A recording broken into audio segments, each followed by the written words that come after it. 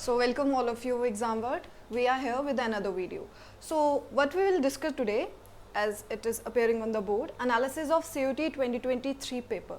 So to prepare for CUT 2024, it is mandatory to look at 2023 paper. That कौन से questions आए थे, कहाँ से क्वेश्चन पूछे जा रहे थे और मेजरली किस पे इस बार CUT एम्फसाइज कर रही है. NTA घुमा फिरा कर कुछ क्वेश्चंस पे ज़्यादा एम्फसाइज करता है. तो हम आज उन चीज़ों को डिस्कस करेंगे वन बाय वन. कितने पोर्शन में से कौन सा क्वेश्चन आया और कौन से थिंकर्स की ज़्यादा वेटेज बढ़ रही है, या कौन से पोर्शन की वेटेज ज़्यादा बढ़ रही है, हम वो डिस्कस करेंगे 2024 के लिए. क्योंकि पैटर्न चेंज हो रहे हैं.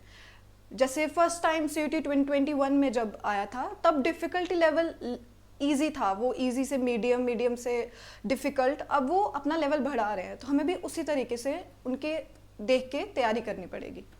सो पहला है एनालिसिस ऑफ CUT 2023 पेपर. सो सबसे पहले हम बात करेंगे कौन से यूनिट में से कितने क्वेश्चन पूछे गए थे. लगभग ये कोई मतलब स्पेसिफिक कंक्रीट क्वेश्चन नहीं है, लेकिन लगभग इतने क्वेश्चन आए हैं जिनसे हमें ये पता चल सकता है कि मेजर चंक कहाँ से पूछा जा रहा है. जैसे इंडियन पॉलिटी, सबसे बड़ा पोर्शन इंडियन पॉलिटी का था. 18th question out of 75, nearly 18 to 20 question were directly asked from Indian polity. उसके बाद हमारे पास है WPT, मतलब western political thought. Western political thought की वेटेज 14 to 15 क्वेश्चन रही है इस बार, जो कि बहुत ज़्यादा है. उसमें थिंकर लगभग 6-7 थिंकर हैं सिलेबस में, लेकिन 14 क्वेश्चन डायरेक्टली पूछे गए हैं. उसके बाद हमारे पास है IR, इंटरनेशनल रिलेशन, जो कि 12 से 13 क्वेश्चन पूछे गए. मतलब WPT और IR का जो पोर्शन है वो लगभग सेम है, 1-2 क्वेश्चन ऊपर नीचे हो रहे हैं. उसके बाद हमारे पास है political theory, 11 question out of 75. Then we have comparative politics. Comparative में से 8 क्वेश्चन पूछेंगे हैं, जो थोड़ा सा एस्टोनिशिंग है, बिकॉज कंपैरेटिव का जो सिलेबस दिया गया है वो इतना ज़्यादा सटल और कंक्रीट भी नहीं है, फिर भी उसमें से इतने ज़्यादा क्वेश्चन पूछ लिए गए हैं. IPT से ज़्यादा क्वेश्चन कंपैरेटिव में से पूछे गए हैं. Then we have IPT, that is Indian political thought. इसमें भी हमारे पास 6-7 थिंकर हैं, जिनमें से 6 क्वेश्चन आराम से आ गए हैं. उसके बाद हमारे पास है पब्लिक पॉलिसी. पब्लिक पॉलिसी में सिर्फ 3 ही हमारे पास सिलेबस में जो टॉपिक दिए गए हैं उनमें से 2 क्वेश्चन पूछे गए. अदर्स जो हमारे पास लास्ट में कुछ टॉपिक्स हैं, जैसे कंटेम्प्रेरी जो चैलेंजेस हैं, जहाँ उनमें से पूछे गए हैं. तो ये हमारा 2023 का एक पोर्शन है. एक बिगर पाई चार्ट के थ्रू हमने रिप्रेजेंट करने की कोशिश की है कौन से में से कौन सा पोर्शन ज़्यादा हाईलाइट रह रहा है NTA के लिए, जो कि ज़रूरी है 2024 के लिए. अगर हम बात करें कि इंडियन पॉलिटी, जिसमें से सबसे ज़्यादा क्वेश्चन आए थे, तो कौन से पोर्शन हैं जो हमें ज़्यादा जिस पे हमें ज़्यादा एम्फसाइज करना है. जैसे कि इंडियन पॉलिटी के लिए बेसिक बुक बताई जाती है लक्ष्मीकांत. मैं भी वही रिकमेंड करूँगी कि लक्ष्मीकांत, हाँ बिल्कुल लक्ष्मीकांत बुक ही पढ़ी है, लेकिन लक्ष्मीकांत भी सारी पढ़ने की ज़रूरत नहीं होती है. उसमें से भी कुछ गिने चुने टॉपिक जिनकी वेटेज हमेशा ज़्यादा ही रहती है वही पढ़ने हैं.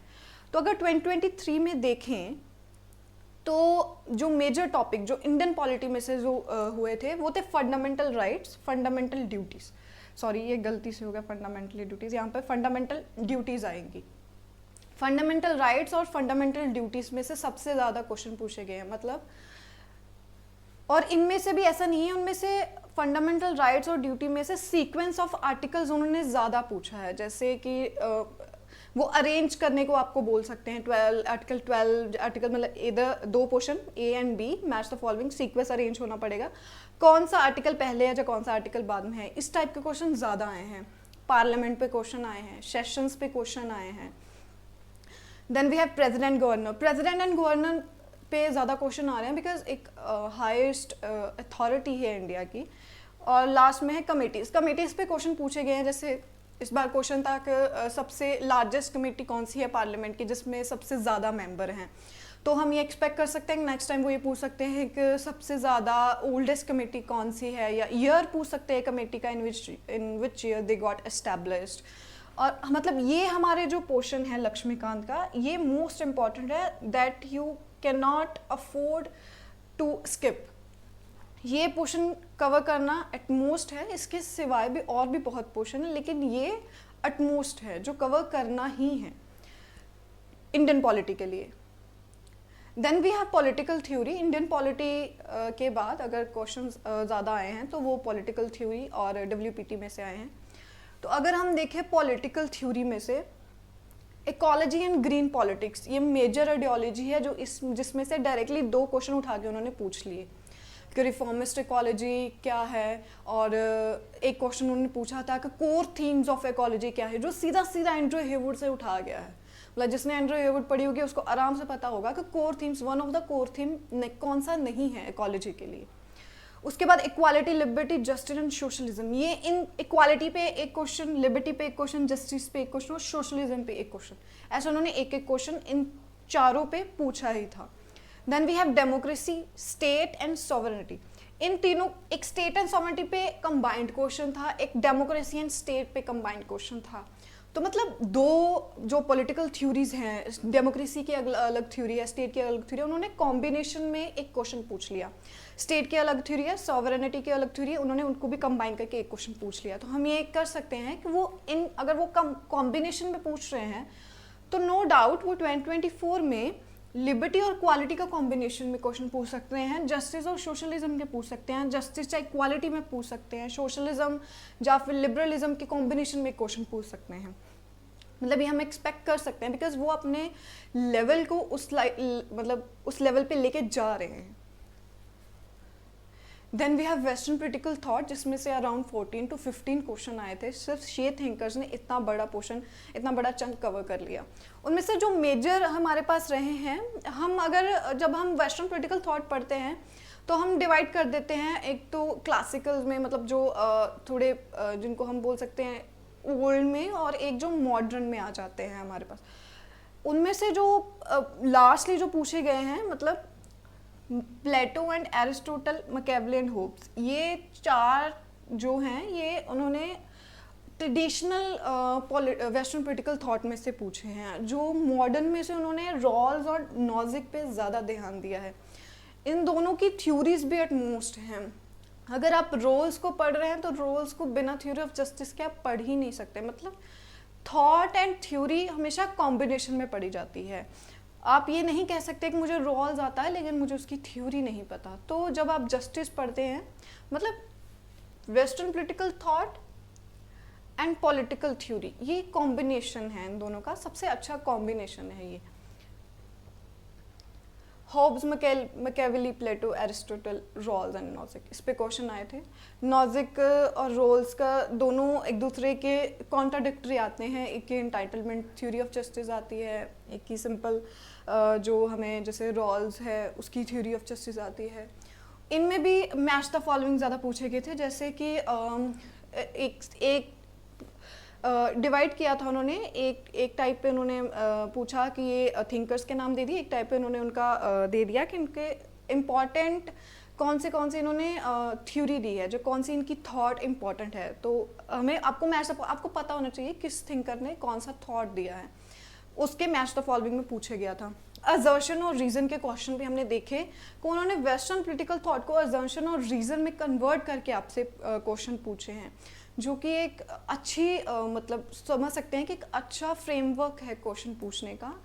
और मतलब ये 1 2 3 4 5 ये 6 थिंकर हैं जो आपको आने ही चाहिए, मतलब मेजर पोर्शन जो कवर करते हैं। देन वी हैव आईआर से भी लगभग 12 से 13 क्वेश्चन पूछे गए थे। अब हम देखते हैं इनमें से कौन से क्वेश्चन ज़्यादा पूछे गए हैं। Cold war, realism and liberalism, major portion इन्हीं का कवर हुआ था। कोल्ड वॉर पे क्वेश्चन था और लिबरलिज्म पे क्वेश्चन था और रियलिज्म पे क्वेश्चन था। आपको बेसिक टेनेट पता होने चाहिए, रियलिज्म के बेसिक टेनेट, लिबरलिज्म के बेसिक टेनेट, किन चीज़ों पे ये बेस है जिसको हम पढ़ रहे हो। कोल्ड वॉर तो मस्ट चीज़ है जो आपको पता ही होनी चाहिए, कब शुरू हुई, कब ख़त्म हुई, कौन से प्रेसिडेंट थे, कौन से प्रेसिडेंट इन्वॉल्व रहे हैं दोनों कंट्रीज़ के, यूएसएसआर के और यूएस के। मतलब कोल्ड वॉर की आप कोई भी छोटी सी चीज़ भी मिस नहीं कर सकते। उसके बाद ऑर्गेनाइजेशन पे इस बार हमने देखा है कि क्वेश्चन ज़्यादा पूछे गए हैं। वेदर इंटरनेशनल और रीजनल दोनों ऑर्गेनाइजेशंस को उन्होंने इस बार बहुत ध्यान दिया है। अगर इंटरनेशनल ऑर्गेनाइजेशन की बात की जाए तो यूएन और आईसीजे की ज़्यादा बात हुई है। जैसे ICJ का उनको हेडक्वार्टर पूछ लिया उन्होंने आपसे, कहाँ सिचुएटेड है उनका, रीजनल में आसियान और सार्क पे क्वेश्चन आ गया। ये दोनों बहुत इंपॉर्टेंट क्वेश्चन, जैसे कि अगर आप इंडियन लुक ईस्ट पॉलिसी पढ़ रहे हैं इंडिया के पर्सपेक्टिव से, या एक्ट ईस्ट पॉलिसी पढ़ रहे हैं, तो आप आसियान और सार्क को मिस नहीं कर सकते। इवन बिम्स्टेक भी एक इम्पॉर्टेंट ऑर्गेनाइजेशन है जिसको आप मिस नहीं कर सकते, चाहे उससे क्वेश्चन नहीं आया लेकिन वो भी एक इम्पॉर्टेंट है। हमारे इसमें सिंपल मेंशन है एक्ट ईस्ट पॉलिसी और लुक ईस्ट पॉलिसी, लेकिन उनके साथ जो ऑर्गेनाइजेशन जो फॉर्मुलेट हुई हैं वो ज़्यादा ज़रूरी है। और सब इंडिया के रिलेशन, पर्टिकुलर इस पर उन्होंने इंडिया रिलेशन विद US पे ज़्यादा एम्फोसाइज किया है कि जैसे कौन से मिसाइल जहाँ आपस में इनकी हुई थी, एक्सपोर्ट इम्पोर्ट का चला था, जो कि इम्पॉर्टेंट है। इंडिया रिलेशन अगर उसमें सिलेबस में मेंशन है 3 कंट्रीज़ के साथ, India relation with US, China and USSR, तो आप एम्फोसाइज करिए कि US पे उन्होंने इस बार ज़्यादा क्वेश्चन पूछे हैं, तो हम ये एक्सपेक्ट कर सकते हैं वो किसी और कंट्री के साथ भी इंडिया के रिलेशन पूछ सकते हैं। Then we have comparative. Comparative में से expected नहीं था that they can ask 8 question, but they have asked. So हम ये expect कर रहे हैं कि comparative का थोड़ा सा portion बढ़ रहा है as compared to previous year. तो इस पे हमें थोड़ा सा emphasize ज़्यादा करना पड़ेगा subject पे। Most of the students क्या करते हैं, वो comparative पे बहुत कम ध्यान देते हैं। They thought कि इसमें से क्वेश्चन ज़्यादा क्या ही आएंगे, बिकॉज सिलेबस भी इतना concretely defined नहीं है। लेकिन इस बार हमें ये पता चल गया कि that you cannot skip comparative। 8 questions को आप दाव पे नहीं लगा सकते। कंपैरेटिव में भी असर्शन एंड रीजन के क्वेश्चन ज़्यादा आए हैं, और कंपैरेटिव में ये भी है कि कंट्रीज़ के, बाकी कंट्रीज़ के कॉन्स्टिट्यूशंस पे भी क्वेश्चन ज़्यादा आए हैं। उसमें से जो अगर कंपैरेटिव में जो थिंकर्स है, हंटिंगटन की थ्योरी है क्लैश ऑफ सिविलाइजेशन, उस पर क्वेश्चन आया है। रॉबर्ट मिशेल की थ्योरी है आयरन लॉ ऑफ ऑलिगार्की, और जहाँ फिर सर्कुलेशन ऑफ एलीट्स, इस पे क्वेश्चन ज़्यादा आए हैं। उसके बाद डुवर्जर का जो क्लासिफिकेशन ऑफ पॉलिटिकल पार्टीज़ है, उस पे क्वेश्चन आया। तो हम ये स्किप नहीं कर सकते, ये मेजर पोर्शन है जो इस बार करना पड़ेगा। Most of the students comparative को छोड़ के जाते हैं, बट इस बार ये गलती नहीं होनी चाहिए। उसके बाद है हमारे पास Indian political thought. Indian political thought में भी हमारे पास 6 थिंकर्स थे। इस बार क्वेश्चन लगभग 6 के साथ करीब आए हैं, लेकिन जो मेजर उनके थिंकर्स रहे हैं जिन पर उन्होंने ज़्यादा एम्फोसाइज किया है, गांधी, अंबेडकर एंड टैगोर। हम पिछली बार देखा था उन्होंने कौटिल्य पे, अगर लास्ट ईयर देखे तो कौटिल्य का पोर्शन ज़्यादा रहता, मनु के क्वेश्चन ज़्यादा रह रहे थे जो ट्रेडिशनल थिंकर्स थे, लेकिन इस बार उन्होंने वो स्किप किया है। उन्होंने इस बार न्यूली जो पोस्ट इंडिपेंडेंट जो थिंकर्स हैं, पोस्ट इंडिपेंडेंट बोल रही हूँ, जो हमारे थिंकर्स रहे हैं during the independence era of India, Congress party की फॉर्मुलेशन के बाद और टिल आर इंडिपेंडेंस, जो उस टाइम पे जो मेजर थिंकर्स रहे हैं उन पर उनके ज़्यादा ध्यान दिया है। टैगोर का नेशनलिज्म बहुत इंपॉर्टेंट है। अम्बेडकर आप स्किप नहीं कर सकते। अम्बेडकर और गांधी, ये दोनों आपको पढ़ने होंगे। कभी कभी इन दोनों के कंपैरेटिव में क्वेश्चन आ जाते हैं, मतलब इन दोनों के कंपैरिजन में क्वेश्चन आ जाते हैं। जैसे गांधी की थिंकिंग ले लीजिए फॉर एग्जांपल, फॉर समथिंग उनकी क्या राय थी, अम्बेडकर की क्या राय थी। जैसे हम एग्जांपल ले सकते हैं पंचायत के ऊपर, या फिर डिसेंट्रलाइजेशन ऑफ पावर, तो अम्बेडकर का व्यू उस पर क्या था, गांधी का व्यू उस पर क्या था, तो इस पे क्वेश्चन आ सकता है। दोनों के कॉम्बिनेशन में क्वेश्चन आ सकता है। Then we have public policy and others. That is the rest of the portion of the syllabus that most of the students even try to know because they thought के क्या ही आएगा। लेकिन देखा जाए तो ग्लोबल जस्टिस पे question आया था, जिसमें थॉमस पोग एक one of the major thinkers हैं ग्लोबल जस्टिस के लिए। गार्बेज कैन मॉडल पे क्वेश्चन आया था। गार्बेज कैन मॉडल आपको पता होना चाहिए पॉलिटिकल पार्टीज की क्लासिफिकेशन के लिए, इम्पॉर्टेंट है, हम ये स्किप नहीं कर सकते। अगर ध्यान से देखा जाए तो 2022 में भी क्वेश्चन आया था इन पे, और अगर 2022 पे जिसने एनालिसिस करके अगर 2023 की तैयारी की होगी तो लगभग मोस्ट ऑफ द पोर्शन उस बच्चे ने कवर किया होगा। वही चीज़ हम 2024 के लिए कर रहे हैं। क्लासिफिकेशन ऑफ पॉलिटिकल पार्टीज, हाँ ये मस्ट है, जो आया ही आया था। सो ये हमारी रही है एनालिसिस की वीडियो। अगर इसमें भी देखा जाए तो हमने, अगर एनटीए के पेपर के देखा जाए तो जो क्वेश्चन थे वो सीधा सीधा बुक से उठाए गए थे। कुछ स्पेसिफिक बुक जैसे कि आइडियोलॉजिस्ट के लिए, पॉलिटिकल आइडियोलॉजिस्ट के लिए या पॉलिटिकल थ्योरी के लिए, अगर स्पेसिफिकली सिलेबस से बात की जाए तो एंड्रयू ह्यूबर्ट से सीधा क्वेश्चन आया था इकोलॉजी पे। वैसे ही लक्ष्मीकांत से सीधे, इंडियन पॉलिटी में तो जितने क्वेश्चन आए वो सीधा सीधा उठाए गए हैं लक्ष्मीकांत से। तो इसका मतलब ये है कि सीधा सीधा बुक्स से क्वेश्चन उठाए जा रहे हैं। तो मतलब we can not skip books, हम बुक्स को स्किप नहीं कर सकते अपने 2024 की प्रेपरेशन के लिए।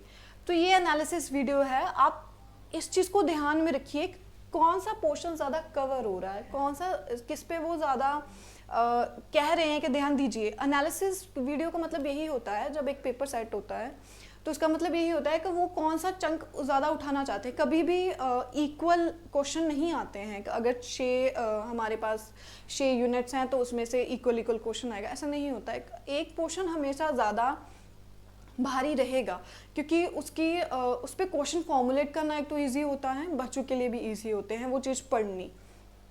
तो आप इस चीज़ को यूज़ कीजिए और ये कीजिए। इवन जिनके पास टाइम नहीं होता है, जिनको लास्ट मोमेंट पे भी प्रिपेयर करना होता है, उनके लिए भी ये वीडियो बहुत अच्छी है, क्योंकि आपको पता लग जाएगा कौन सा पोर्शन ज़्यादा कवर हो रहा है, आपको किस पे ज़्यादा ध्यान देने की ज़रूरत है। जैसे अगर आप पब्लिक पॉलिसी ही, जैसे कुछ बच्चे कहेंगे कि जब मेरा पब्लिक पॉलिसी वीक है तो मैं पब्लिक पॉलिसी ज़्यादा पढ़ता हूँ, तो इस चक्कर में वो क्या करते हैं, वो अपना मेजर WPT थोड़ा कम कर देते हैं। तो उस चीज़ का कोई फ़ायदा नहीं है। 3 क्वेश्चन को आप 14 क्वेश्चन से कंपेयर करके देखिए, कोई तुक नहीं है। इसके लिए ये है कि आप अपनी WPT पे इतना ध्यान दीजिए कि अपना WPT का कोई एक भी थिंकर मत छोड़िए। चाहे आप पब्लिक पॉलिसी का एक टॉपिक छोड़ दीजिए, वो चलेगा, लेकिन WPT का आप एक भी थिंकर नहीं छोड़ सकते। सिमिलरली आप इंडियन पॉलिटी का जो टॉपिक है, कोई भी टॉपिक है जो मेंशन है as it is in the syllabus, आप वो छोड़ना अफोर्ड नहीं कर सकते। आप IPT में से एक आधा थिंकर छोड़ सकते हैं अगर आपको वो पढ़ना बोरिंग लग रहा है। इस तरीके से आप एक अपनी स्ट्रेटजी बनाइए। होपफुली आपको ये वीडियो आपके लिए फ़ायदेमंद रहेगी आपकी CUET 2024 के प्रेपरेशन के लिए। Thank you so much.